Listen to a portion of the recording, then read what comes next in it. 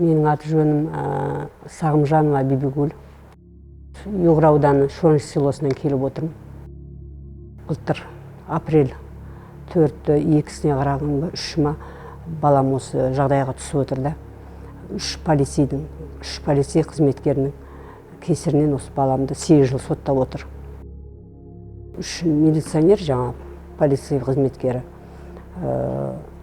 келе жатқанда джип машинамен келе жатқанда біздің бала өзінің машинасында болған 3 досымен. Өзінің 2 досымен, өзімен 3. Түнгі уақыт. Менің баламды жолдас баласы қол гипс, мен бір аптекаға барып келші, қолым гипс еді, машина айдай алмаймын, обезболивающий бір дәріге барып келейік деп шақыртқан. Момышуымда светофордан жаңағы бір машинаға тоқтайды да, светофордан балалар айтады деді, біздің балалар машинасында отырған балаларға. Неге күліп отырсыңдар деп, терезесін ашса, тоқтат, не болды десе, не алып күліп отырсыңдар деген ғой. Сол кезде мен балам енді бер жақта отыр, ар жағында дос айтқан, біз өзімізбен ішінде күліп отырмыз десе, тоқтатыңдар деген ғой. Содан бой бермей алдына барып тоқтаған ғой, жаңағы джип. Баламның машинасының алдына келіп тоқтатады. Сол кезде тоқтатқан кезде түсе салып, досының айтқаны бойынша, біреусі, екеусі арт жағынан түскендағы, бұл білмей, жаңағы досының итеріп қалған ба, құлап қалдым дейді. Сол тұрып келатыр едім, екіншісі келді бетіне тепті, сол кезде талып қалдым, ары қарай білмеймін деді. Ал менің баламды шоферге, водителге келіп, ішінен ұрған кезде құлап қалған балам. Қатты тұрғандағы отырып қалдым дейді. Сол кезде екі ар жағындағы инспектор полицей қызметкері артында үшінші дос баласы отырып көріп қалады, артынан түсіп, машинаның арт жағынан түседі, қашады артқа қарай. Артқа қарай қашқан кезде жаңағы екі инспектор артынан қолайды. Артынан қолап баратқан кезде мен балам қарасам, досыма барып қарасам, есінен танып қапты, бірақ та енді есі бар екен. Содан кейін досым енді оны қол гипс, оны өлтіріп қылмасын деп құтқару мақсатында жаңа машинаны отырасап айланып артынан алып кетейін деп ойлағам дейді да, жаңа машинаға аласа алып өтіп кетейін, енді екеуі артынан қуып баратыр, енді өлтіріп қылмасын деп. Сол құтқарам деп артқа қарай жаңағы кері бағытқа айдаған ғой. О досы телефонға түсіріп жатқан кезде айтқан, мен сендерді айтам, бізді үстіп ұрып қолабасыңдар, біз сендерге не істедік деп. Сөйтіп жатқан кезде видеоға түсірме деп қолағанда, ары қарай бала видеоға түсіре алмаған, суретке түсірген, ары қарай қашқан. Бірақ та досы тәтемен неден бір забордан ба қашып үлгердім дейді. Сол кезде екеуі жаңа артынан қойған екі мас инспектор жете алмай қалғанда бер қарай келе жатқан ғой, қолап жете алмай қалған. Бер қарай келе жатқанда мен баламды көріп қалады. Жаңа балам енді қарасам, мен досым қасында жоқ екен, өтіп кетейін деп едім, алдынан біреусі байқамай алдынан жүгіріп шығып қалды дейді. Жолдың ортасында, машина жүретін жолдың ортасында. Жүгіріп байқамай қағып кеттім, мен тоқтағанмен тағы да ұрып не қылады деп, өзімді де қорғау мақсатында тоқтамай ары қарай айдап кете бердім дейді. Судьяға жазбада түрде де бізді өлтірмекші болды, біз жолдың шетінде кетіп баратыр едік тротуармен. Бұл бала машинамен келді, бізді тротуардың қырынан келіп тұрып қағып кетті. ГВД-да істейді, департамент. Полиция қызметкерлері. Біреу иммиграционныйда істейді, водитель. Ол мүлдем сотқа қатысқан жоқ.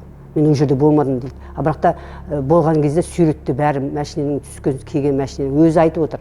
Мен жаңағы иммиграционный істейтін баланы звондап үйге шақырып едім деп. Бірақ та шақырғанда, бірақ та жаңа ұрыс керіс болғанда екеуі жаңа менің баламның қасында досын қолаған кезде ол қашып кеткен ары қарай машинаға отырып. Бір жақтан дәлелдер бар ғой.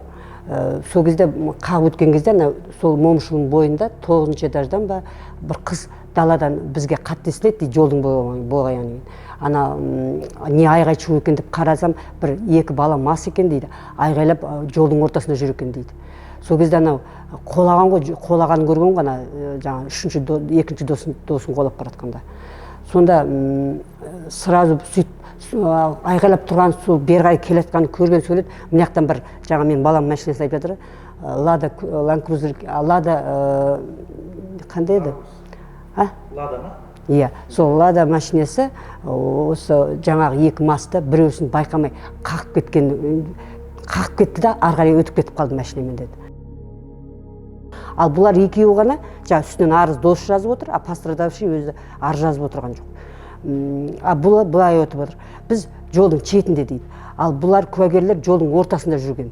Сол жолдың ортасында машина, судья айтты, жолдың ортасында ма или жолдың четінде ме деп, машина жүретін жолда ма десе, машина жүретін жолда деп жаңағы Әсел деген қыз айтып отыр.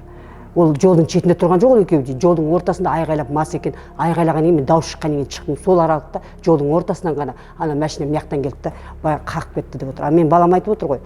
Жаңағы екеуі мас екен, кейін біліп қалдым да, мен былай қашқан кезде алдынан біреу тоқтатпақшы болдым екен, жүгіріп еді, секіріп шыққан кезде мен байқамай қағып кетіп, ары қарай қарасам қасында достары жоқ екен, досы жоқ енді, досым болмаған кейін өтіп кетіп қалдым дейді, тоқтамадым дейді, тоқтасам бәрі мені анау қасындағысы не ғой, ол да мен тағы ұрама деп да кетіп қалдым дейді.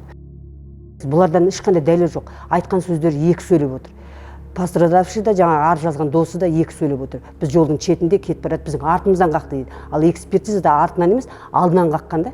Балам алдынан ана бала алдынан секіріп шыққан машинаның алдына. Тоқтатпақшы болған ғой. Судья сұрағанда мен 4 бутылка пиво ішкем дейді, пострадавший. Ал мен арақ ішпедім деп тұр да. Но бірақ қан құрамынан шықты да, масаю деген, эксперт сараптамадан масаю деген шықты. Уже мастыққа жатады. Ал досынан сұрап еді, досыңның мас екенін сол кезде сезім бе? Жоқ, мен сезгем жоқ, оны ішкенін білмеймін деп айтпады. Енді қасында отырған балаң өзің еще милицияда істейсің екен, қалай сен сезбейсің ішкен адамның несін деді да, қасында жүрген. Жоқ, мен оны ішкенін білмеймін деп айтпады ішкенін.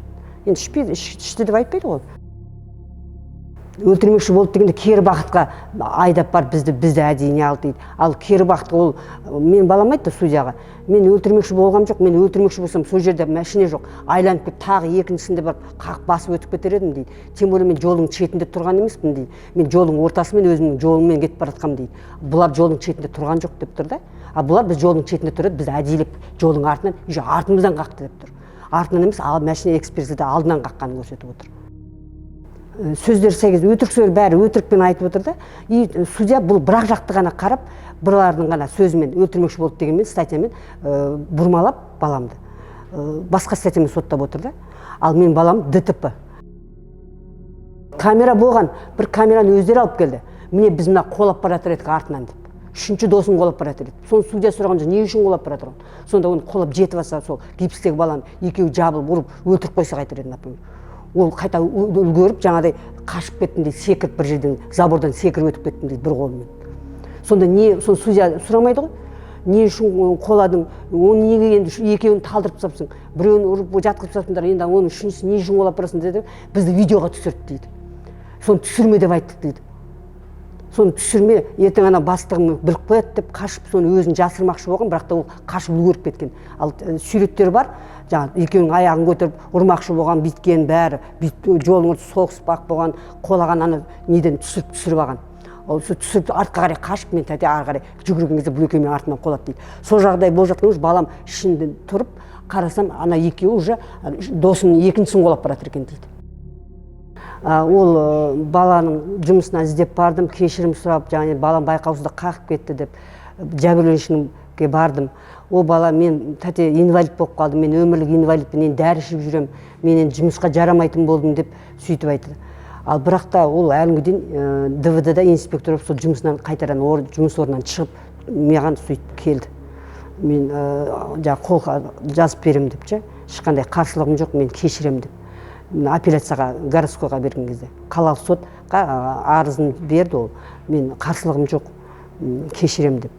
Ал менің сол кезде судьяға маған 6 миллион төлесін моральдық шығын деп.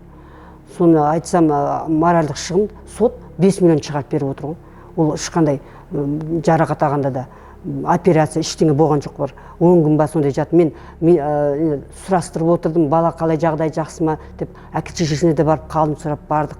Карантин жағдай біткен кезде. Ол әке-шешелері де менің балам инвалид болып қалды, сап-сау балам еді, арақ ішпейтін еді, темекі тартпайды, ол өзім жұмысымен жүреді, жұп-жуас бала дейді. Ол баласының ол жерде қалай не болып жатқанын ол шешесі де білмейді. Ол жағдай қалай болған. Оның бәрі енді бәрі көрініп тұр ғой. Біз енді шешесінен, әке-шешесінен не деп бардық қой енді, балаңыз енді, менің балам байқамай қақып кетіп отыр енді, кешіріңіздер, ешқандай не болмасын балаңыз аман есен төрт мүшесі түгел енді аман есен кешірімдеріңізді беріңіздер енді мынау десек жоқ біз кешірім бермейміз балаңыз отырсын заң жүзінде сотталсын деп сөйтеді. Ал өзінің баласын ешқандай шара қолданбады, өйтіп ішіп құтырып елдің өзінің баласының кесірінен мен балам сол жерде отыр ғой. Жәбірленуші жазып отырған жоқ, досы жазып отыр, бізді өлтірмекші болды деп.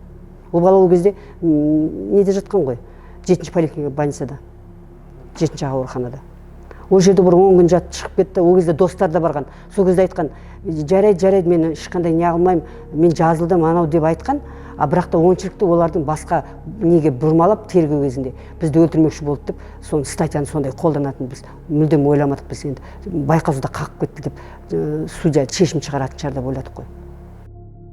Жоғарғы соттың төрағасы Жақып Асанов мырзаға айтарым, осы менің баламның ісін жөндеп қарап, дұрыс қарап берсеңіздер, осы біздің төменгі соттар біздің бір жақты ғана қарады да, біздің ешқандай дәлелімізге де, ешқандай куәгерлерімізге де ешқандай қаралмады.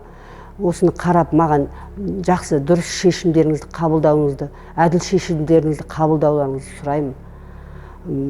Баламның жазықсыз отыр сол жерде. Басқа біреудің ішіп құтырып жүрген инспектор полицейлердің кесірінен менің балам осы 8 жыл деп мынау түрмеде отыр да енді. Ол баламның ең болмаса судья ешқандай несін қарамады. Бұрын ол балам сотталған емес, ешқандай бұзақылықтар жасамаған, ешқандай өрескел қылықтар да жоқ, арақ та ішпейді, темекі де тартпайды. Олардың экспертизасын арақ ішіп өздері қуып, солардың кесірінен мен балам осы жағдайға түсіп отырғанына көмек берулеріңізді сұраймын сіздерден.